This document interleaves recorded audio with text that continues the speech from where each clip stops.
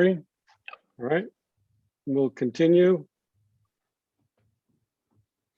So we would, according to the agenda, we would have a report from Officer Jimmy Ho from the Beaverton Police Department.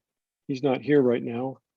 He may come in later, but okay, so we'll add him. So we'll just keep going down the agenda here. Jon Wangen from the THPRD is here to give us an update about the parks. All Go right. ahead, Jon.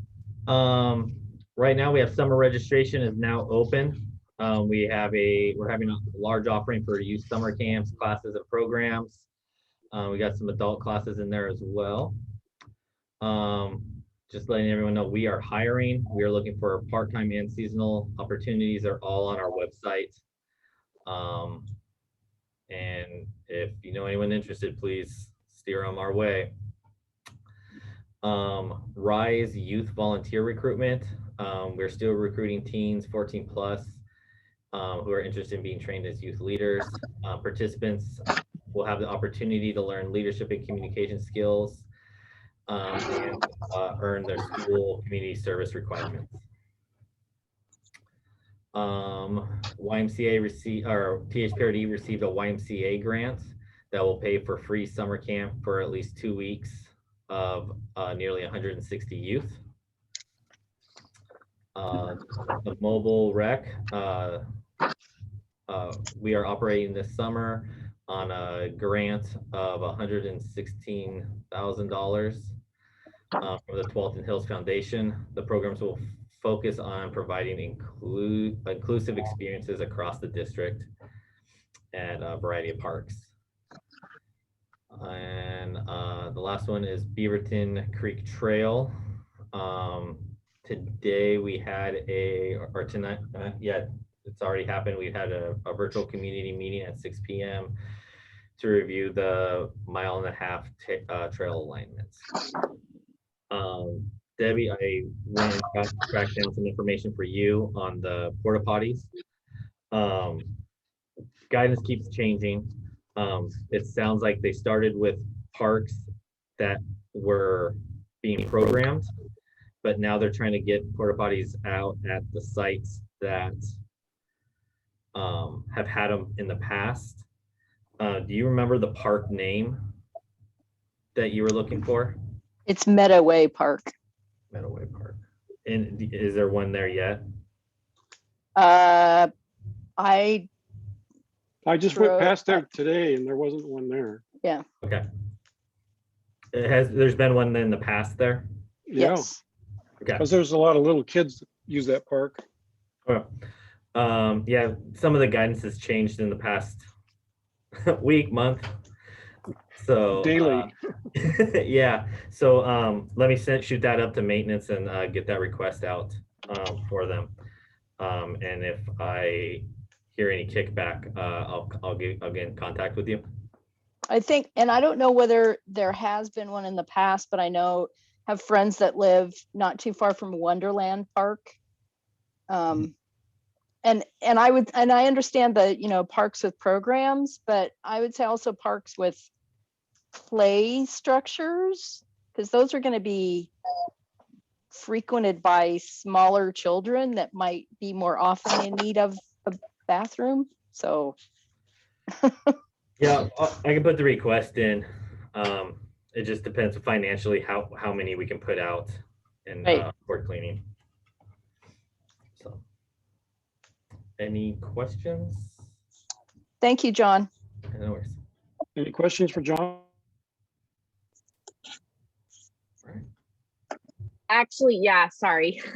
I have a question, and I totally understand that you might not know, but I used to use drop-in childcare and then also play school.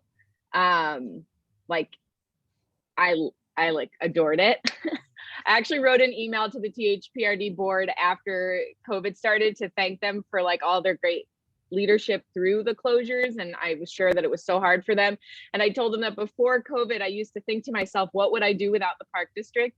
And then I was like, oh my God, it's really happened.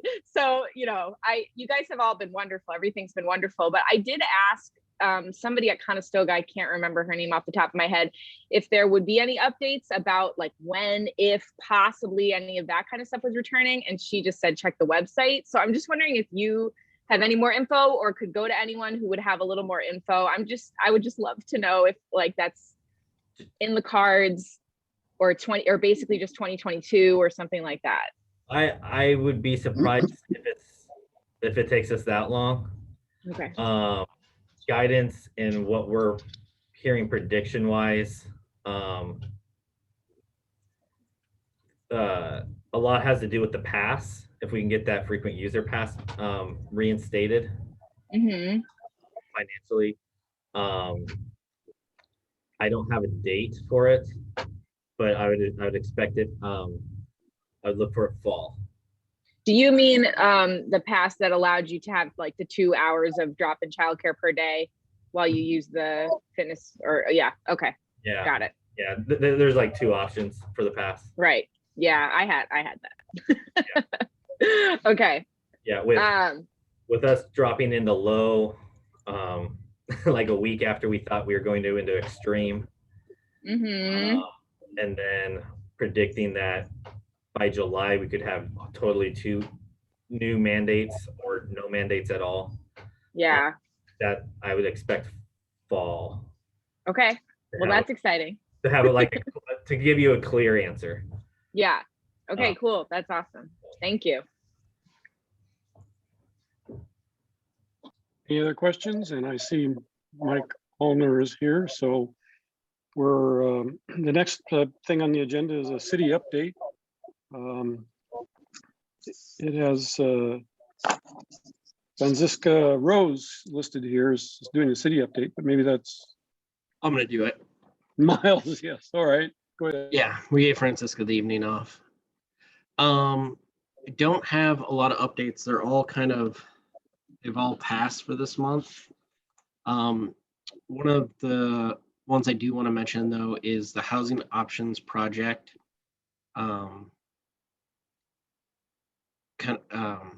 Open house. I'm sorry, let me pull it back up. It's going on right now. Started at 6. Isn't it Yeah. Wednesday?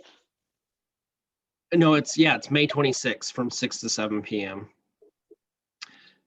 And I'm just mentioning it because it's going to affect probably all neighborhoods in Beaverton. You guys are pretty savvy with land use, so I won't go into the details, but I encourage you to participate if you can, and if not, you can watch it after the fact at beavertonoregon.gov/HOP, HOP.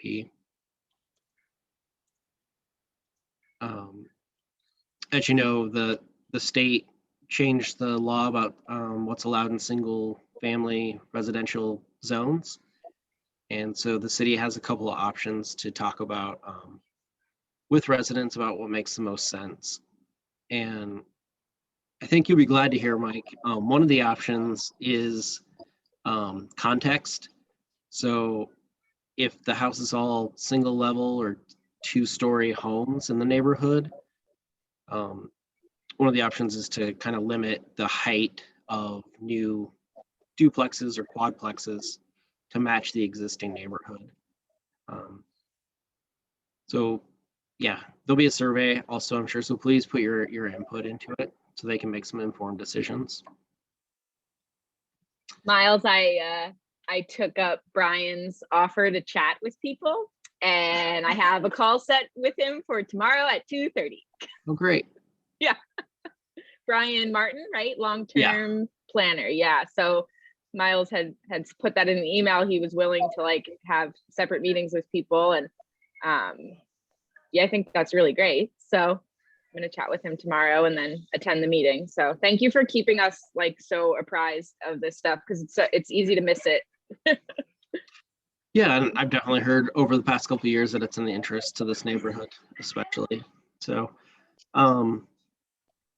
What other city updates did I have? Oh, city council meetings are moving. They're going to start at 6 p.m. instead of 6:30 for the time being, at least through the state of emergency. So if you're interested in going to city council, it'll be at 6 on Tuesday evenings. And then the BCCI has been working, Debbie will talk about this, on some traffic calming proposals for the traffic commission. And they're going before the traffic commission on Thursday, June 3rd. And that's all the updates I have right now. And hiring a city manager by the end of June, is that still? As far as I know, yeah, there's 2 candidates that they're down to. On the website /city manager, you can read some information, and you can also watch a community interview that they did with both of them, or ask them questions. So we'll see what happens. Hey, Miles. Yeah. So I received today and responded to a survey related to parking in downtown Beaverton. Can you kind of provide some background on why that survey was sent out? Yes. I gotta be careful. We have a traffic manager, traffic engineer manager at the city of Beaverton, who's looking at traffic downtown as there's more vibrancy downtown. I think there's something like 17 new restaurants opening in downtown Beaverton this year. And so they're looking at parking, particularly how people use parking downtown. Is trying to park an issue for residents, where employees are parking that work downtown, and kind of coming up with a long-term plan, because they've heard a lot from the business community that parking's an issue for people wanting to visit. And then they've also heard that they've also measured that there's lots of parking lots, public parking lots downtown that aren't utilized. And so how to kind of bridge that gap. I'm guessing there's also an element too of whether to continue with the First Street dining area, which eliminates some parking. Right, there are some questions related to that, and I am glad to see that it's gone out and that people are paying attention, because I felt like for the last few years that parking has been really tough in Central Beaverton, and I love that we have so many more dining options here than we used to, and I want to support, but at the same time it does get frustrating, and or some of us have had our car towed, so there's that too. Yeah, there's a lot of private parking lots downtown as well. The parking lot to the west of the city library is all public parking, so you can always park there. It seems like it's far to the restaurants, but it's only a few blocks. And they're looking at some other things too, like do we need to have better street lighting, better sidewalks to make people feel safe, like they can walk from the library to First Street. So it's all kinds of different problems that are kind of coming together as downtown gets busier. Got it. Yeah. Do we know what email list that went out to? I mean, because I got one, I just haven't, I have it marked to respond to, but I saw it in my email box. But, and part of the reason that I ask is before the election, I got an email from one of the city councilor candidates, and I replied to the email asking them how they got my email address. And I was told by that person's campaign manager that it was available publicly on the city website. And I'm listed as a member of BCCI. I'm not listed as a board member on the city website for the South Beaverton NAC. But I was a little bothered by the fact that a campaign could obtain my email address. And so, and I actually sent an email to you and to Lanny, and you were out of the office, but I know that like Mike's name and contact information is listed as part of, being chair of South Beaverton NAC, but not anybody else's. And so I was not satisfied with the answer that she gave me. Yeah. That it was public information for them to buy an email list and send out. So Debbie, as far as we know, Lanny and I, your email isn't on any public facing website that I couldn't find it and I looked for it. We didn't get a request to share anyone's email and we didn't send out anyone's email to any candidates. so I can understand an email coming from the city for this survey, but for a candidate to obtain my email address to essentially send me a campaign email, and their claim that they got it from the city bothered me a little bit. Yeah, I'm really at a loss to understand how they got your email. All your emails are kept in a database that Francisca Lanny and I have access to, and then the IT person who built it. So I'm not sure unless they like dug around and it's on something from the appeal, or I'm not sure, but I can tell you that we didn't give it to anyone. And we wouldn't without a public records request. So you still don't know how they got it, really, is what it comes down to, Debbie. No, I don't. Yeah. Okay. Right. Yeah. Yeah. I mean, I can share, like, I did text banking for a candidate that was in this last election. And, you know, we have people's phone numbers, right? And they're like, where'd you get my phone number? And that is it's on your voter registration, right? So it's like, well, it's connected to your voter registration, but email is different. So that is kind of weird. And I don't put your email in the minutes, just so you know. Well, and I just, I got the email and my reply was, I'm curious how you got this email address.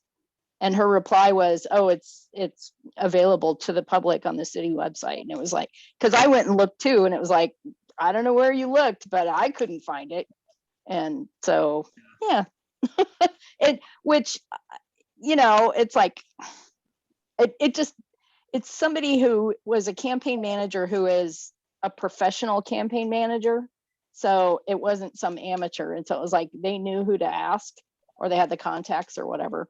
But it's still, I'm a volunteer, right? I'm not an employee of the city. And so it makes me less likely to volunteer maybe, or less likely to give my information to, like, I'm going to set up a special email address just for this kind of stuff which I do for spam stuff, but it wasn't that email address. It was my main email address. So it was a little troublesome.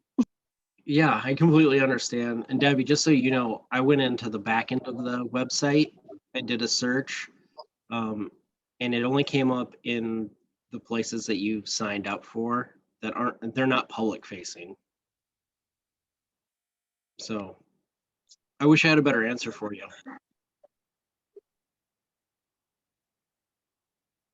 Okay, if there's no more questions for the city update, next is the BCCI with Gary Cook, or and then Richard, go ahead. Thank you. A couple items at the BCCI of interest. They're working on this traffic calming stuff. You've heard from Deborah before on this, and you're going to hear from her again, I think, tonight, if I'm looking at the agenda correctly. The land use subcommittee is working on an update of a document that's really intended for NAC presidents as much as anything else. Is how does development work, and how do I respond to this request for comments on various developments?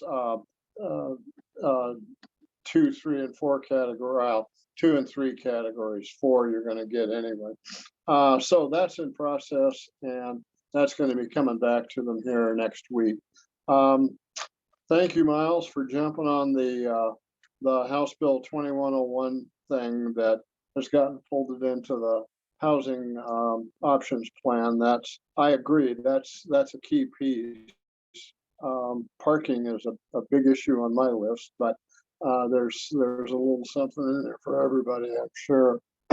And that is the 26th, as I recall. I got an email, actually it was, I think today or yesterday, saying tune in on. And the part that I think is going to be very interesting is the email says that this is basically a rebroadcast of what, as near as I can tell, a work session with City Council that explains how they got to some of the decision conclusions that they had to reach in order to put the framework around this document.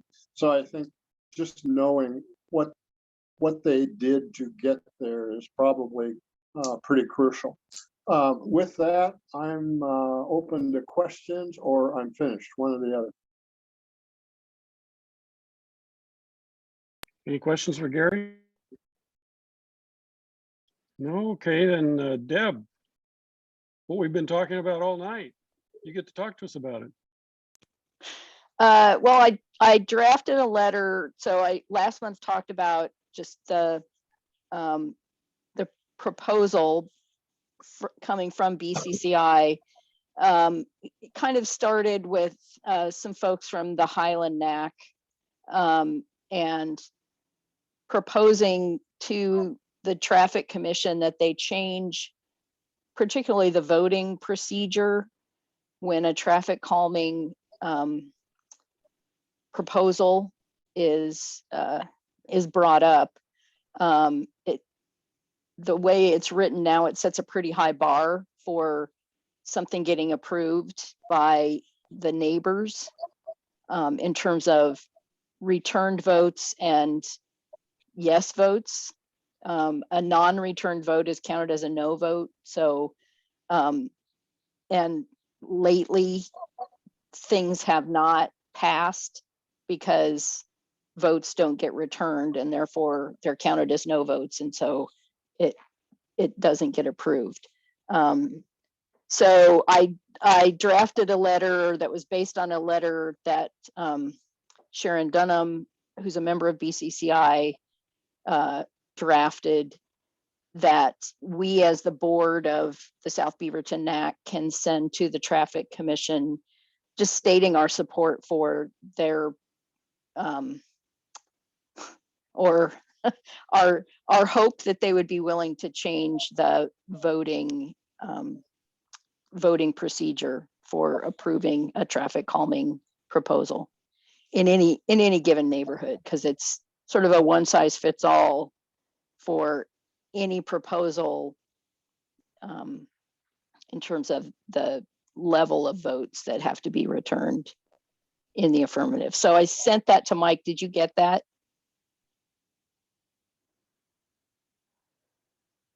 You're muted. Yep, I did, and I've read it, and I think it's good to go. I just need to know, do I need to physically sign this, or do we just send it out because it's Well, recorded in the minute? can you share it? Is there a way to share it, or I can send it to Miles, everybody?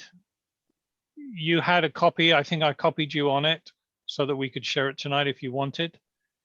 Or I can share it if I'm allowed to. I believe you're allowed to. I can Okay. look for it also. No, let me pull it up. So And I think it's okay to email it to the Traffic Commission rather than. So if it's approved, it would just be adding our names as board members of the South Beaverton NAC and then sending it to the Traffic Commission by email. okay, let me share my screen then.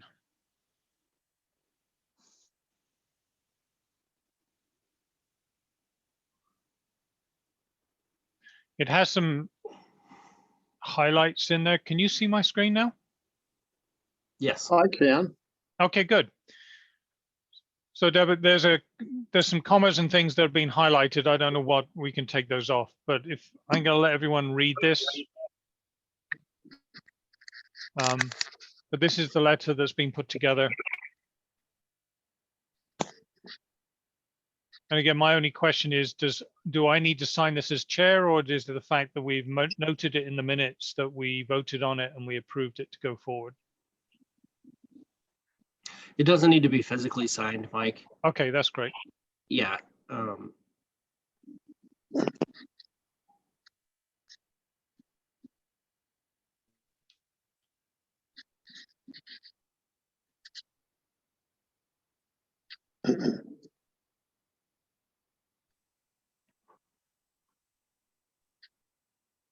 I think, Mike, you might want to add a line saying,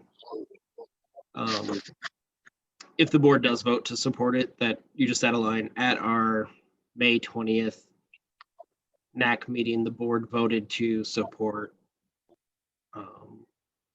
this effort, something along those lines. Okay.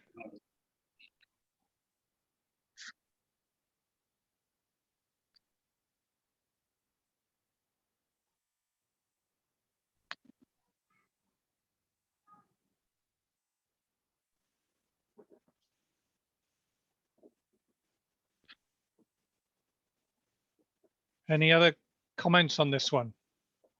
And Is there thank you, a Debbie, for specific, putting this together.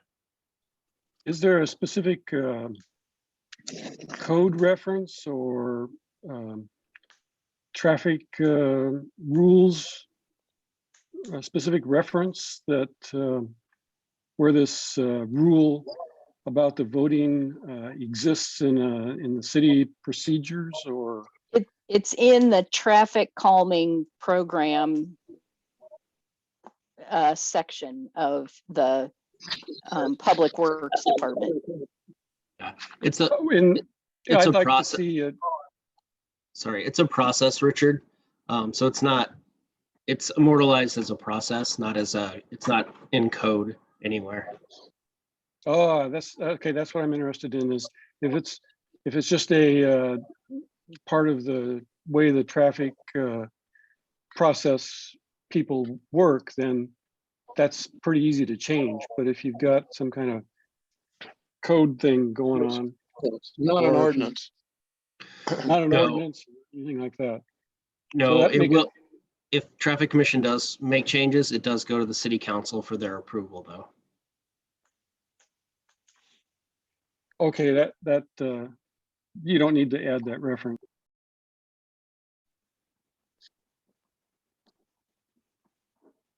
So So- we could just modify this at the bottom, take the last 4 lines out, add the line about the voting, and then Mike could send. Yeah, Debbie, do you have this as a Word document? I have it in Google Docs, so I could do it in Google Docs. Do you want to add that comment then, and then we can send it? I can send it. You can send it to me, and I can send it, or you can send it as a board member. Okay,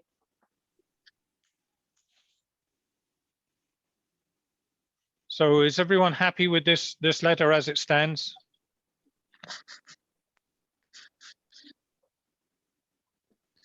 Yes. Okay. I'm Do we good need with a- it.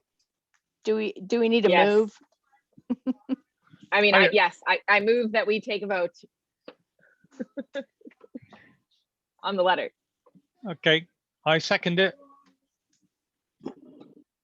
And all those in favor? Aye. Aye.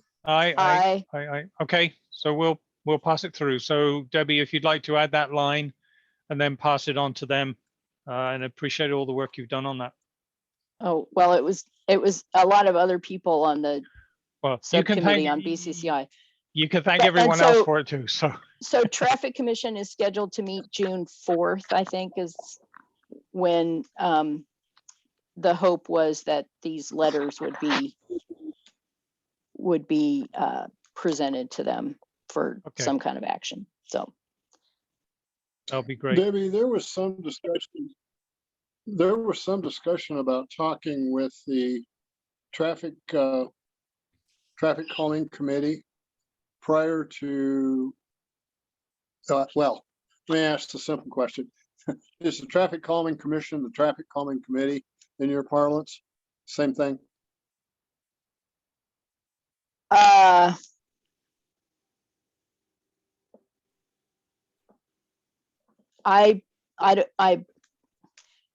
don't think same thing. So the traffic commission would be city employees in the public works department.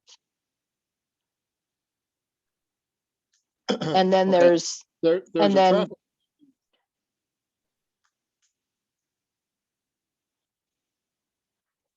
But here's my concern. Let me do it this way. It's probably quicker. I'm really hesitant to just spring something on a committee that they don't really know anything about. So my suggestion is our recommendation go back to the committee and to the traffic calming committee, which is, I believe, a group of folks just like us, but I'm not sure of that. And then from there it goes to whomever, city council or whomever it's destined for. But I would hate to blindside. I think that they have. I think that there are people from BCCI who have met with the traffic and Traffic safety committee, I believe, is the group that holds this, you know, in their perusal.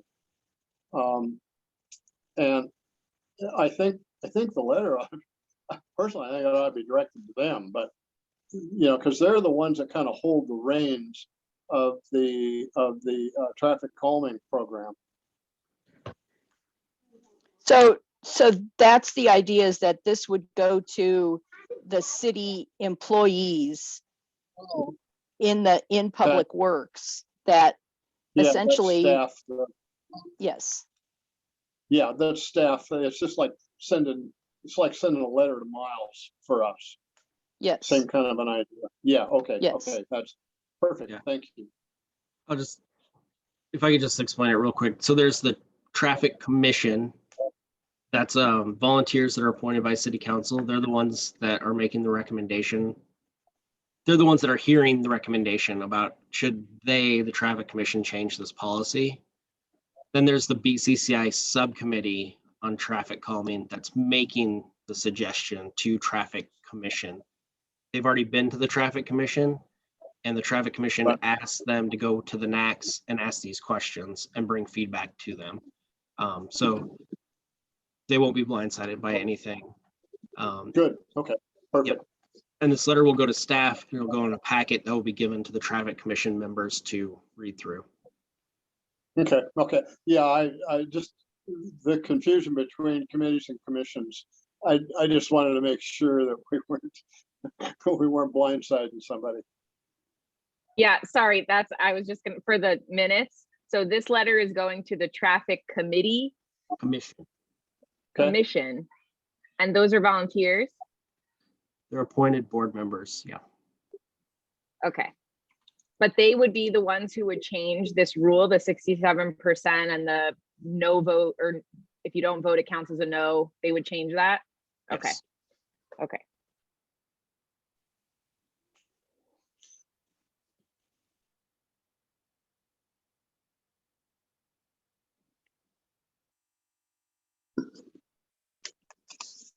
Okay, the next agenda item is update on the Safe Walk to School project by Richard Turnock. He's here to do that. So I've been a little lax with my, and so I've not actually done much there, but I need to recruit people and get active doing more of that. As the weather is getting better here, and as I'm feeling better, I'm hoping to go out and do some myself. And then, you know, Heidi and Deb participated in a practice walk audit, and that went well. We turned that in. Whenever I go walking and down the streets around here down to Heighton and back. I'm always noticing things. So I just need to get the form out and write them down. But I'm having a little difficulty trying to figure out how to recruit people, get people interested in doing this. But I think one thing I'm going to do is contact the school. And I'll bet there are some parents and maybe some people associated with the school that might be interested in doing walk audits. And so I'm going to try to recruit people that way. So I'm going to be doing that. If anybody else has any other ideas, let me know. Yes, Richard, I was going to suggest the same thing if you went to the school that, and if they would allow you to put up a notice saying that this NAC is trying to support it, and if they're interested, please help by signing up for it. I think that would be a help. Yeah. Because if they're walking it anyway, they could definitely be trained on how to do it and how to support the group. Yep. I'll do that. Well, I'm pretty sure just last week my younger son goes to Conestoga, and I think all like parents of students there got an email about safe walk routes to school. So I know the schools are promoting it as well. Oh, good. All right. Well, I'm going to turn the agenda over to Mike Alner, and he'll finish out the meeting. Well, thank you very much, Richard, for taking over. You know, I really appreciate being able to finish up. We had an appointment that we couldn't shift. So, but anyway, but thank you very much, Richard. Good practice for a vice chair. Okay, so we had a very light agenda this week. I must admit, if anyone else is feeling the same as me, it's hard sometimes to get motivated to get some things done because we can't really do much. So I've not been as active or proactive as I should be. So I'm going to hopefully get that sorted out in the next couple of sessions. But the next thing on the agenda is what do we want to do about the summer? My current feeling, and Miles, I'd appreciate it if you can add to this one. I'm not sure what any of the other NACs are doing. I'm not sure that there is a lot going on, but I also don't want to stop meeting for the sake of, oh, well, let's just take the summer off. I know I am out in July. I think, Heidi, you mentioned you're out in July as well. I come back in the beginning of August. So, but I guess a lot of people may be traveling, guessing by the air freights, they've all gone up double in price now. So yeah, everyone else must be jumping on the bandwagon. Let's get out of here. So, but I did get a number of comments back from people saying that, yes, they will be happy to take some of the summer off. But Miles, why don't I ask you, what is your idea? What is your thoughts on it? I don't want to stop meeting for the sake of stop meeting, and then miss an opportunity. Yeah, quite a few of the NACs take July and August off. Okay. They take a summer break because people are traveling. And I think this year, a lot of our volunteers are feeling a little bit burnt out as well. And we want to keep them around, so happy to give them a break. Okay. If anything did come up that you needed to meet about, we could work on that as needed. So it's up to the group. If you want to take, you could June, July, August, whatever you want to do as a group. I'm going to need everyone's promise to come back in the fall, or I'm going to have to be at your doorstep knocking. Well, Right. I have a couple questions. So wondering, we talked at one point about hosting a shredding event. Yes. And it would be easier to do it in the summer when the weather's nice than not. And then also the whole food pantry topic. My husband and I kind of talked about it, but in terms of, like, I feel like those two things are still kind of hanging out there. And so to say, oh, we're not going to meet during the summer, I wonder what happens to those things. So Yeah, I was gonna bring the food pantry up during the roundtable, so you know, we can. I do want to talk about that and even possibly take a vote today if we could. But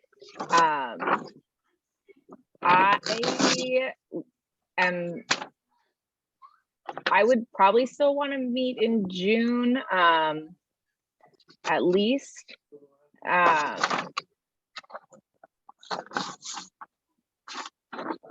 Would be my thought. I understand taking July and August off since we can't really do any events. I mean, that is the case, right? We can't do any events.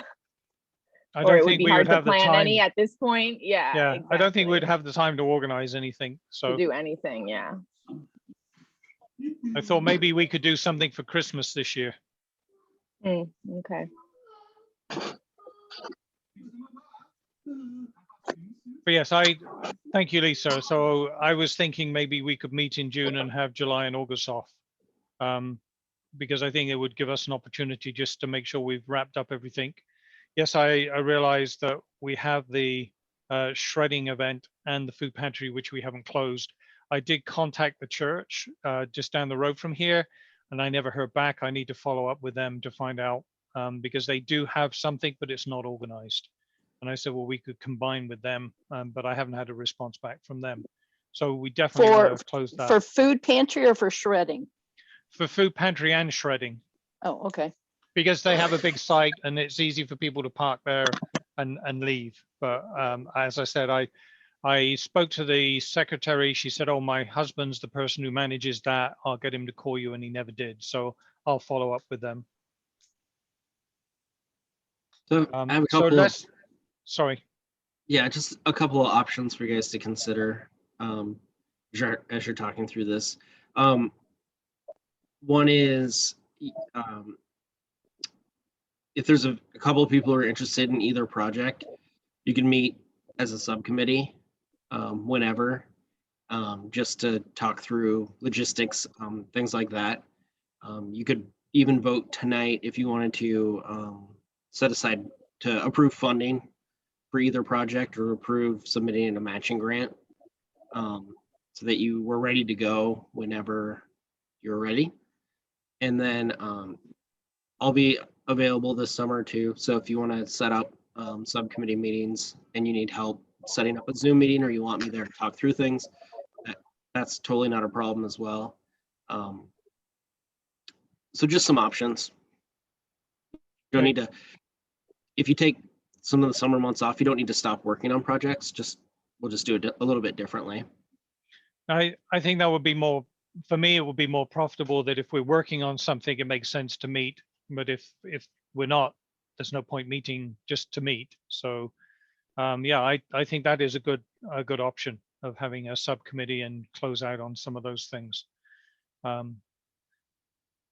Okay, moving forward from this then. So do we need, I'm not sure we need to vote on this one, do we, Miles, or do we?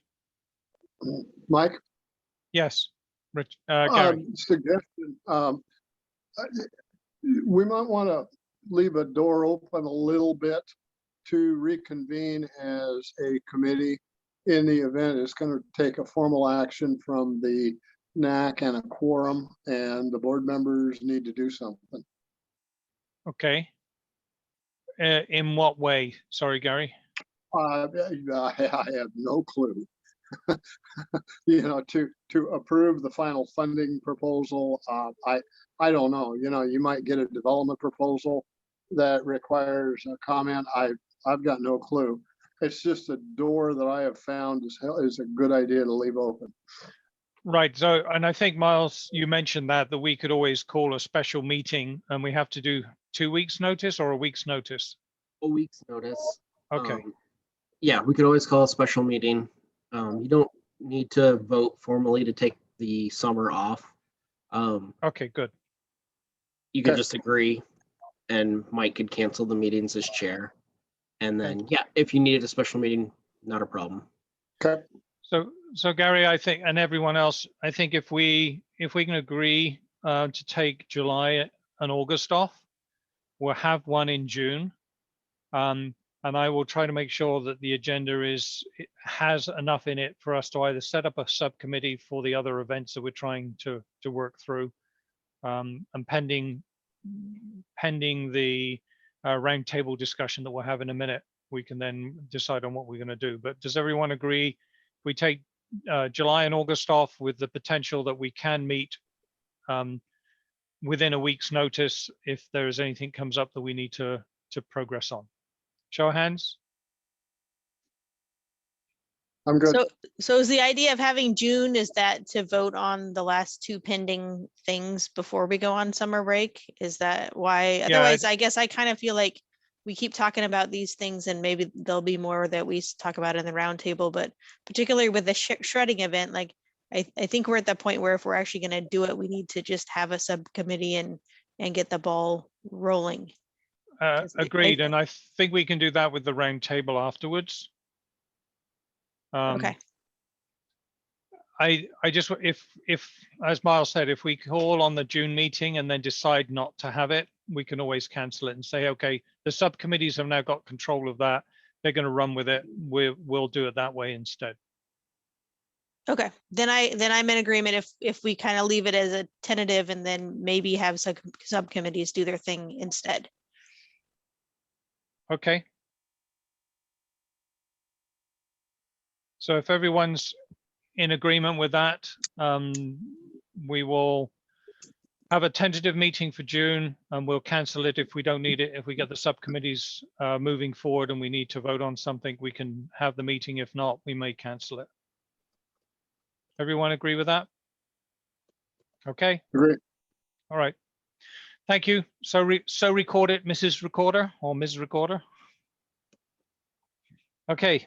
So back to you, Richard. You're doing a good job of moving us forward. Okay, roundtable. We're going around the table and it's spinning and it lands on Lisa's lap. I like that. I was gonna say just briefly when you, Mike, you said, is it recorded? I was watching the video, Deb, and had you said, is this video gonna be the minutes or is Lisa? And then Mike was like, yeah, Lisa's gonna take the minutes off the video. And I was like, it's happening right now. I'm watching it. It was like a weird moment. They're talking about me, except this already happened. But yes, I'm very sorry that I couldn't make the last meeting. I don't know if I've told any of you, but I'm getting an MBA. And I was writing a very, very challenging paper for my law and ethics class. So that's what happened. Oh, I thought an MBA was a Mother's Best Award, you know? I already have that. Just kidding. Congratulations. Okay. That's a wonderful thing to get, by the way. Yes. Thank you. Yeah, it's hopefully one more year, hopefully, if I can get it done quick enough. So I started in November, so we'll see. Anyway, okay, I was hoping that we could actually just move forward with voting on supporting the Beaverton Food Project with some of the $7,249 that I think we have in our bank account, and that has just kind of been sitting there. So Richard did write up something that was emailed out just about the organization. So that was like a month or so ago now, but and then we were in touch with them again once, you know, with some information. But I don't know if anybody has questions or concerns. I just think that this is a way that we can take an action to, you know, support our community during COVID and without too much like of, you know, each of our time, given that we're all busy. So, I mean, I'm in support of, you know, 3,000, 4,000, 5,000. I mean, I'm in support of like a pretty decent sum to the group if anyone else is interested in that. So my main question was, when I read through it, is if it's not in our NAC, if it's not covering our NAC area, I struggle with the fact that we're using funds that is supposed to be for our NAC area that we're not using for our NAC. It's just giving it to someone else and say, oh, go spend this for us. So I struggle with that piece. Okay. Because if it's not focused for this area, then what are we doing for this area? And there may be something else more important. And that was my question with it when I read through it. I think it's a great program. There is a number of them out there, and there's a number of people doing that, the food pantry type program. And it was a bit like the Richard program when we did the printers. You know, what is sustainable? What are we doing? Is we just throwing some money out there for someone to spend, or are we throwing some money out there that's going to be the principle of teaching someone to fish rather than just giving them fish? It's like, what are we doing that we could make it more sustainable and self-fulfilling so that it's something we can be part of as a community and as part of as a NAC, rather than just throwing some money over the wall and saying, here you are, go run with it. But that was my thoughts. Yeah, I see Well, what you're saying. I think it's, you mentioned the church, Right. which is in our NAC, but the fact that it didn't get back to you. And so it's like, is it worth pursuing that with the church? And like, if I don't think that a lot of people in our NAC are aware that the church has a food pantry, right? So, Right. So is it really in our NAC, right? So it seems like there's an opportunity there for some more communication connection with the church on like, how can we as the NAC board support their food pantry that's in our NAC if they have any interest in that. The other piece of it is, my husband and I talked about it. We have a friend who lives in the Wonderland NAC, and they host a little free pantry in their front yard. She just set up something last summer, independent, and then she actually joined the Beaverton Food Project, and so she's on their map when you go to their website. And so, decided that for South Beaverton, if we could find some, and I know, Lisa, you talked about where you live in the apartment complex, but a home that would be more accessible, maybe more, like a homeowner. I live on a cul-de-sac. There's not a lot of people that walk by that walk by my house. So it wouldn't necessarily be visible to drive by, right? But my husband's last comment at the end of our discussion about it was, well, maybe we should host it. But that, and I asked my friend who lives in Wonderland about her experience, and people come by and take stuff and leave stuff, and she kind of checks on it. During the summer, before it was an official Beaverton Food Project site, people would leave produce or take produce.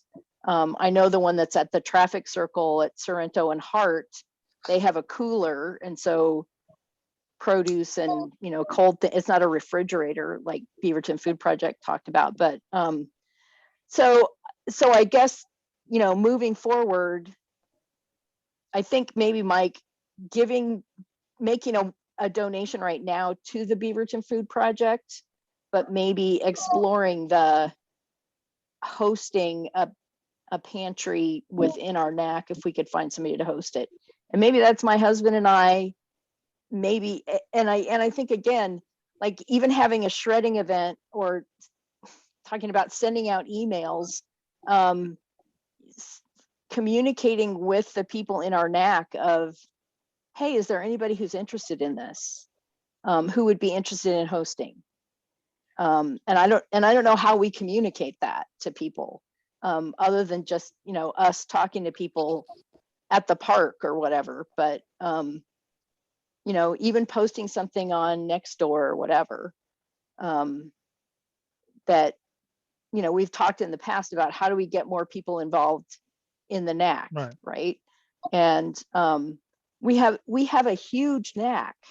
And so I find it really hard to believe that there's not at least some homeowner within the South Beaverton NAC that would be willing to consider hosting a pantry. So my thoughts on that, and again, Lisa, please, or anyone else, please chime in. But if we were to push forward with the shredding event, I think the comments were made that, you know, people bring food, tin food and non-perishable food to the shredding event. We could also have flyers there saying, this is what this Beaverton NAC would like to do. We're looking for host families for pantries and things like that, and use the time and energy for that to kick it off. I think that will be more positive in the sense of it keeps it within our NAC. And again, I'm not trying to not support other people, but it's, you know, we're trying to do it for our own NAC. That would then be one that would foster something else. And I will go back and work with the church to find out if they want to be part of this or not, whether they would be prepared to host the shredding event so that we could put the shredding truck there. And then that would then also open that up. And then that will give us an opportunity to move forward on it. Could you clarify specifically where the church is that you're talking about? It's the Southwest Hills Baptist Church, is it? It's It's on at the corner of 135th and Brockman. right. So it's right almost in the middle of our NAC. And they have a big So- car park, so that they have plenty of room for people to drive in and drive out. They have 3 entrances or 2 entrances, so people could drive in one way, drive out the other. So it would be helpful that way. And they want to build a big addition on their building. They've and been, so yeah, they've been to our NAC, so to ask.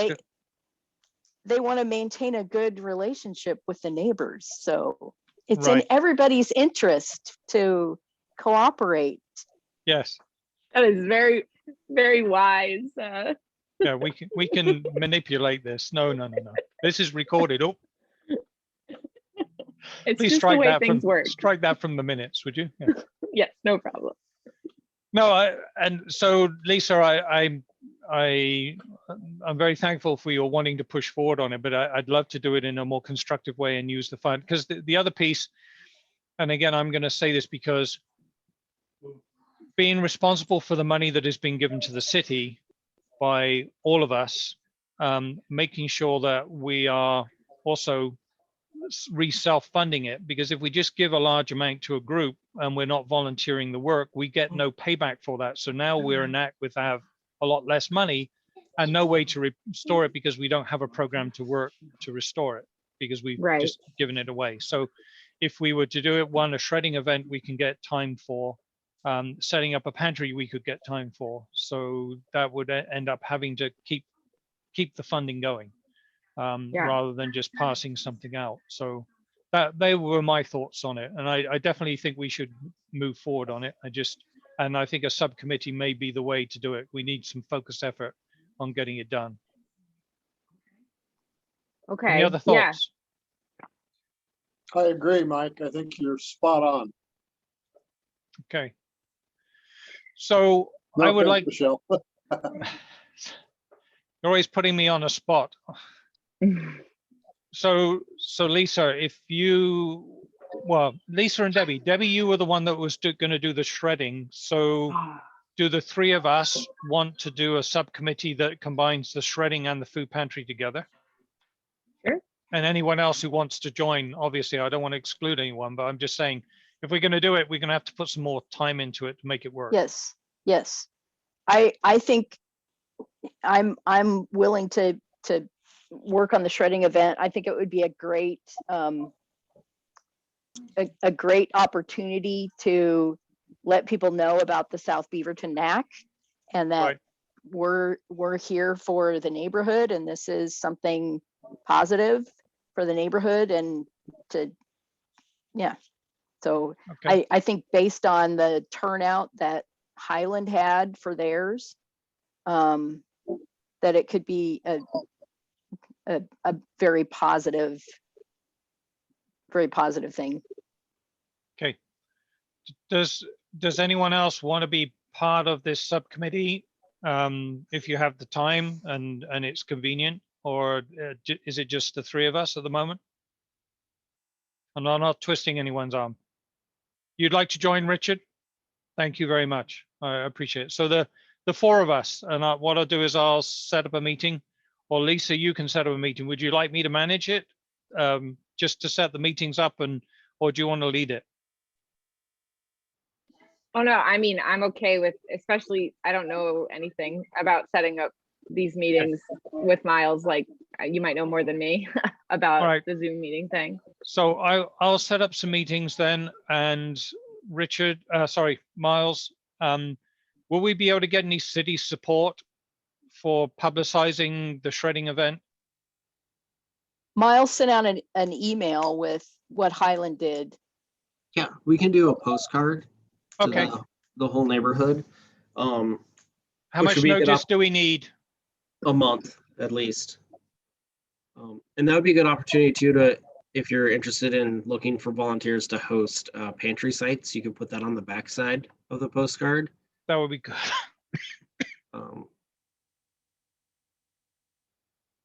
Just some thoughts, but yeah, I need about a month to get it together. All right. So I will set a meeting. I'll send an email out to each of us, and then I'll get Miles to set up a Zoom meeting so we can do that and move forward. So Lisa, if we can hold on the funding for a little while, and then maybe if we get something between now and June, we can then at least put a proposal together for June and then take it forward from there. I have a Yes, Richard. technical question for Miles. Do we need to record, do we need to go through the city's government Zoom for these subcommittees, or can we just meet informally? As long as the subcommittee isn't making decisions. Yeah, they're not voting because they don't have a quorum for the whole NAC. Right. Yeah, so it doesn't need to be noticed or recorded. Yeah, I would just help you set up the Zoom, basically.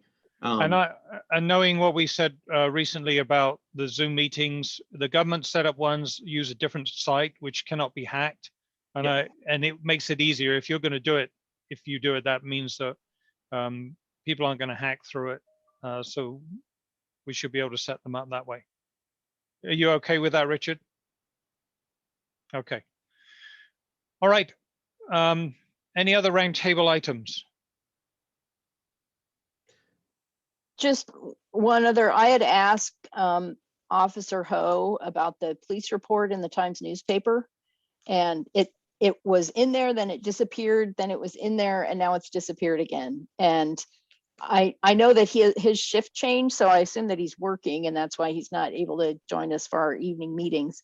I sent an email to the Times newspaper and never got a response from them. I'm at the point of sending an email or making a phone call to the public information officer at the Beaverton Police Department. Every other surrounding city, from Forest Grove to Tualatin and Tigard, has their police report in the Times newspaper, but not Beaverton. I'm sure that's because nothing happens in Beaverton. So, but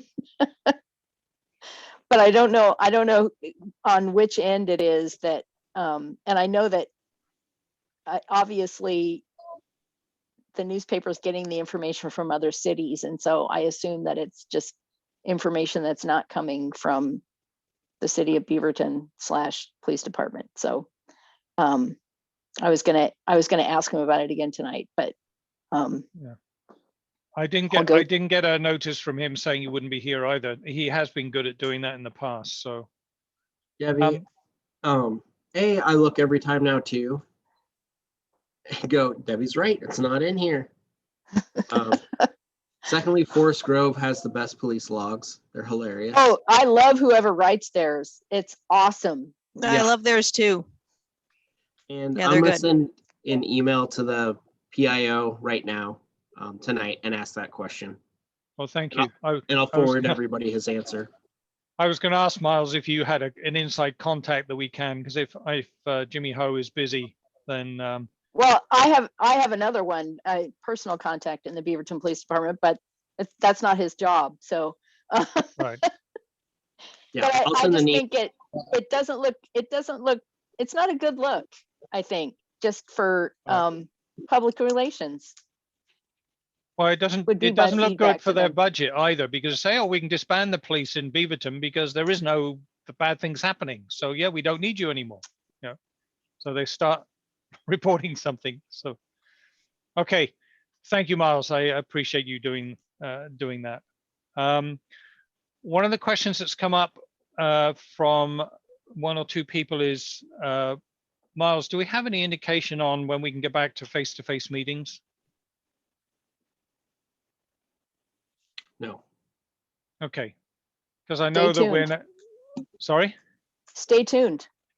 Yeah, no, we've had all the ones now which are saying, well, if you're vaccinated, you don't need a mask and you can do this. And it's like, okay, well, the question was, are we going to be able to move back in September to start going back to face-to-face meetings? But I don't know if that's going to happen because it depends on how things change over the summer. So, but I thought I'd raise the question because it was asked of me. So. Yeah, and on that, Mike, there's a couple of issues. One is what the state mandates are. The other one is what the school district's comfortable with, since we use their space or we find a different space. No, well, our space now is Tualatin Parks and Recs. So Yeah, Conestoga Rec Center. Oh, that's right. It's been Yeah, so because long, the I've forgotten. school needed, like, we were paying the school for a person, so we stopped going there, right? yeah. Yeah. And then the third thing is we'll probably be doing hybrid meetings going forward. So in person, the city will provide equipment to do that. Okay. And training. Kind of, that's the way things are looking. Like permanently, so that to increase access to public meetings. Yeah. Okay. I love that. Me That too. makes me so happy. You mean Oh, we're you going to do guys- like, sorry, carry on. No, I mean, I want to come back in person. I definitely will as soon as we can, but you guys know all my childcare challenges for the last few years. And I mean, some people are in way worse positions than I'm in, and people are sick or older or whatever. So I just think it's wonderful. It's great news. Thanks. We'll have to do like the Beavers or these other sports things. We'll have this big stadium and we'll have TV screens in certain seats so that we can know who we're talking to. All right, I'm sorry. You could have done that tonight, Mike, have Richard open the meeting, but you could have just had your yeah, I could your have. Zoom screen up there. But Yeah, that would have been, I could have used my phone. Yeah. So wait, I'm technically curious, so what is hybrid? How is hybrid different than what we're doing now? What does that look like? So that's a great question. I don't know all the answers, but you would have people meeting in a room together physically, and we'd also have a computer and maybe a projector and a camera so that people could join Zoom as well. And then you have a facilitator, which would probably be me, that helps bridge the gap between people sitting there and the screen. So like And the I've seen- board, so like the board would be in person and all the other attendees would be remote, or vice versa? No, whoever wanted to be in person could be there, and whoever wanted to be remote could be remote. Oh, okay. So just like school is now. I don't know. Yeah. It would be a hybrid Yeah. mix. Okay. Yeah. We've seen some successful models. It just takes some getting used to. And they have some new technology, but you can't get it because there's a chip shortage. But you can get a camera that when you speak, the camera comes onto you and then it flips back to someone else. So it makes it quite effective from a meeting perspective. It's quite useful. Okay, moving forward, financial update. If no one else has any more questions, sorry. Yes, actually, I just remembered something like out of nowhere.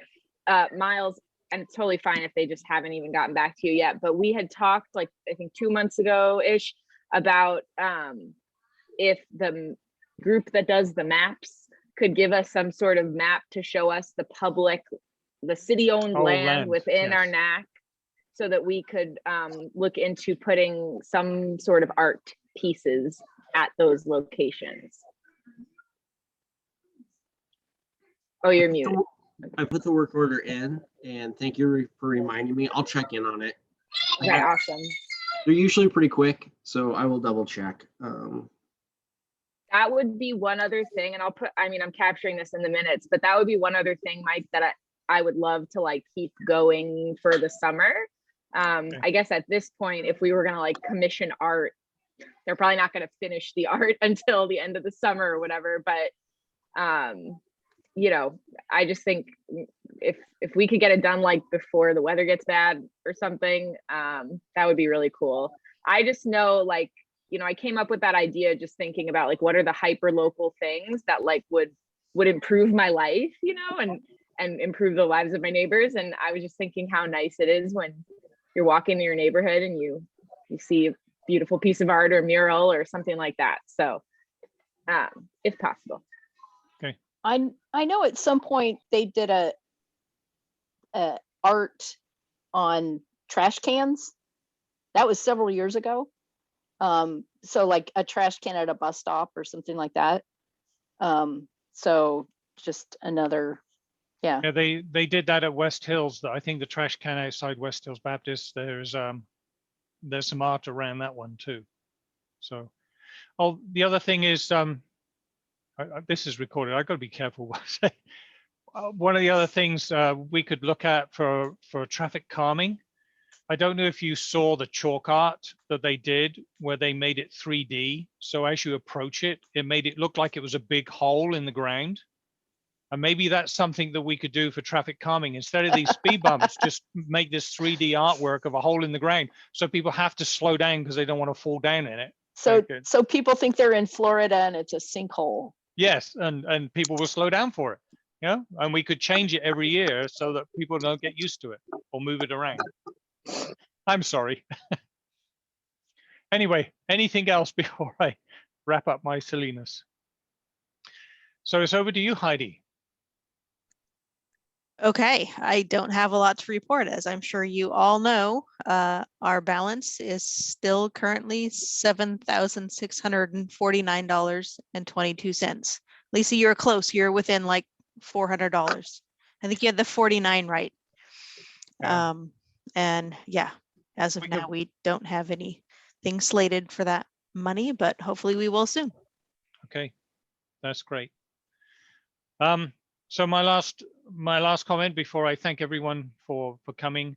I was serious about, I've been thinking about what can we do in our NAC, and I didn't know if the summer, or although I hate Halloween, but a Halloween event, whether we could do something for that, if we could be thinking about that, the Christmas or a Halloween event, just to get out to the neighborhood and do something for people. So if you want to think of that, I know we typically work it on the summer because it's better. Maybe we could do an umbrella drive, you know, give out umbrellas to people with NAC symbols on it, just as an idea, you know, something that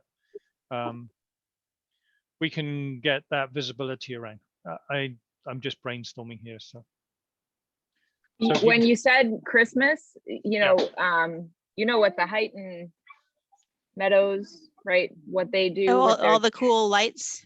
Yes. Yeah. Was that not amazing last year? It is amazing. We went like four times. Yeah, I went like, because I drive home, you know, for my parents live in Tigard, so I drive home that way, you know, all the time. And I would just go like you know, multiple times a week and just drive around. And so I think there was a night where there were like a lot of people out, and I didn't know if there was like a neighborhood thing that, you know, they kind of all set up because they have an HOA, right? I'm guessing they have an HOA. But yeah, I thought when you said Christmas time, you know, if we could do something with like, I don't know, Santa, candy canes, I don't know, something like that in that neighborhood. That was what I was thinking. Something simple, but just put some ideas together about that, so that although we can't do it in the summer, things may be a little bit easier over the Christmas time. So maybe we can be thinking of that. But that's it. I thank everyone for coming. If there's no more comments, I thank you. I wish you a good summer. We will have a planned meeting for June, and we'll set the set the subcommittee up and running, and we'll see how that goes. Right. Thank you very much, everyone. Stay